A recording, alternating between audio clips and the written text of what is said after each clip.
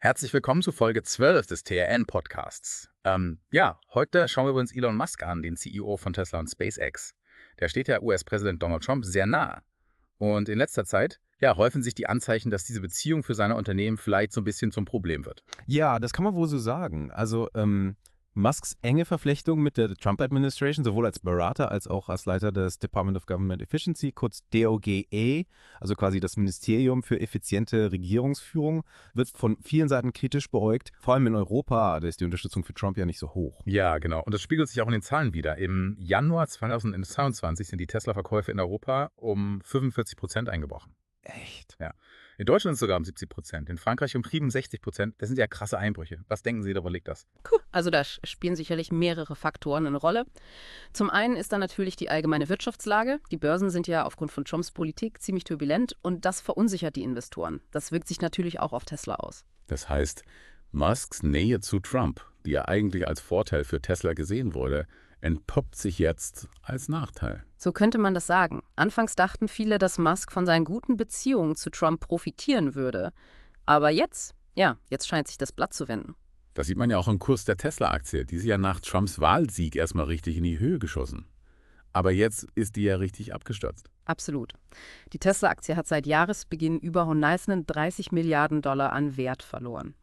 Das ist mehr als die Hälfte des Wertes, den die Aktie nach Trumps Wiederwahl erreicht hatte. Ein herber Verlust für Musk. Ja, während die Aktie abstürzt, versucht Trump seinen Freund Musk mit einer öffentlichen Geste zu unterstützen.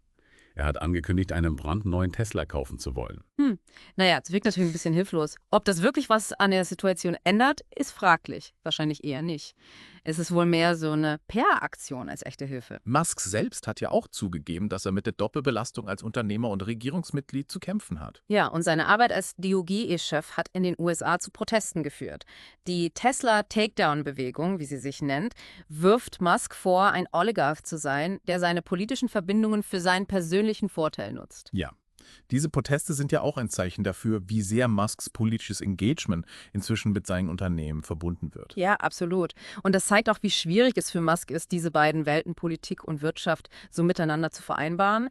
Auf der einen Seite will er als Unternehmer erfolgreich sein, auf der anderen Seite verfolgt er politische Ziele. Und im Moment scheint es so, als ob diese beiden Ziele miteinander kollidieren.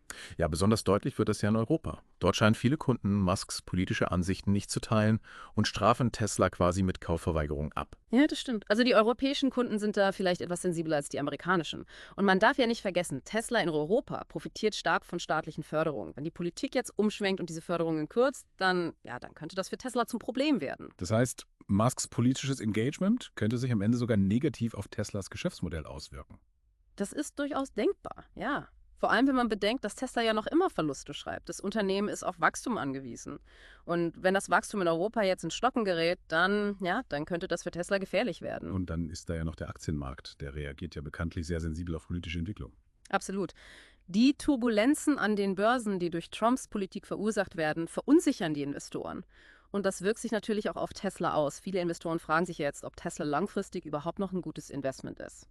Was ja eigentlich absurd ist, wenn man bedenkt, dass Tesla technologisch führend ist und die Zukunft der Mobilität maßgeblich mitgestaltet. Ja, aber die Börse denkt nun mal kurzfristig. Und im Moment sieht es eben so aus, als ob Musks politische Aktivitäten Tesla mehr schaden als nützen. Was denken Sie, wie es weitergeht? Wird Musk seinen Kurs beibehalten und seine enge Verbindung zu Trump trotz der negativen Konsequenzen aufrechterhalten? Oder wird er einen Schritt zurücktreten und sich wieder stärker auf seine Unternehmen konzentrieren? Das ist die große Frage. Auf der einen Seite ist Musk ein sehr ehrgeiziger Mensch, der seine Ziele konsequent verfolgt. Auf der anderen Seite ist er auch ein Pragmatiker, der weiß, wann er Kompromisse eingehen muss. Es ist ja nicht so, als ob er sich der Problematik nicht bewusst wäre. In einem Interview hat er selbst gesagt, dass er seine Unternehmen mit großen Schwierigkeiten führt. Ja, das stimmt. Aber ob er bereit ist, Konsequenzen zu ziehen und sich von Trump zu distanzieren, das ist fraglich. Schließlich hat er ja viel in Trumps Wiederwahl investiert und eine prominente Rolle in seiner Regierung übernommen. Es ist also ein Dilemma, in dem er steckt. Absolut. Und dieses Dilemma hat auch Auswirkungen auf sein persönliches Vermögen. Laut dem Bloomberg Milliardärsindex hat Musk seit Jahresbeginn 30% seines Vermögens verloren. Das sind 1,3 Millionen Dollar pro Minute. Das ist ja eine unglaubliche Summe. Man könnte fast Mitleid bekommen. Naja, Mitleid ist vielleicht das falsche Wort. Aber es zeigt, wie hoch der Preis ist, den Musk für sein politisches Engagement zahlt. Und dieser Preis könnte noch steigen, wenn er nicht bald gegensteuert. Das ist richtig. Die Frage ist, ob er das überhaupt will. Vielleicht ist ihm der politische Einfluss wichtiger als der wirtschaftliche Erfolg seiner Unternehmen. Es ist und bleibt also spannend. Wir werden die Entwicklungen weiterverfolgen und Sie auf dem Laufenden halten. Ja, es ist wirklich faszinierend, wie sich die öffentliche Meinung zu Musk gewandelt hat. Vor ein paar Jahren wurde er noch als Visionär gefeiert, als Genie, der die Welt retten will.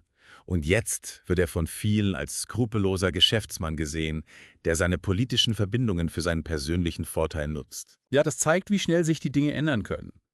Ich erinnere mich noch gut an die Zeit nach Trumps Wahlsieg. Da dachten viele, dass Musk jetzt der große Gewinner sein würde. Ja, das stimmt. Damals sah es so aus, als ob Musk alle Trümpfe in der Hand hätte. Aber jetzt hat sich das Blatt gewendet. Und es ist ja nicht nur die öffentliche Meinung, die sich geändert hat. Auch die Investoren sind skeptischer geworden. Der Aktienkurs von Tesla ist ja ein deutliches Zeichen dafür. Absolut. Die Investoren sehen jetzt die Risiken, die mit Musks politischem Engagement verbunden sind. Und die fragen sich, ob Tesla langfristig überhaupt noch ein gutes Investment ist. Man könnte ja fast sagen, dass Musk mit seinem Engagement für Trump ein großes Risiko eingegangen ist. Ein Risiko, das sich jetzt möglicherweise nicht auszahlt. Ja, das könnte man so sagen. Es ist ja nicht so, als ob Musk nicht gewarnt worden wäre. Viele Experten haben ihm von Anfang an davon abgeraten, sich so stark in die Politik einzumischen. Aber er hat es trotzdem getan. Wahrscheinlich, weil er wirklich davon überzeugt ist, dass er die Welt verändern kann. Sowohl mit seinen Unternehmen als auch mit seinen politischen Ideen. Das mag sein. Aber die Frage ist, ob er diesen Wandel mit Trump an seiner Seite erreichen kann. Im Moment sieht es ja eher so aus, als ob ihm Trumps Politik mehr schadet als nützt. Es bleibt also spannend, wie es weitergeht. Wird Musk an seinem Kurs festhalten oder wird er sich von Trump distanzieren? Die Zukunft von Tesla, SpaceX und seinen anderen Unternehmen hängt davon ab. Und natürlich auch sein persönliches Schicksal. Es ist eine schwierige Situation, in der er sich befindet. Absolut. Wir werden die Entwicklung auf jeden Fall weiterverfolgen und Sie auf dem Laufenden halten. Das war Folge 12 des TNN-Podcasts. Vielen Dank fürs Zuhören. Mal wiederhören.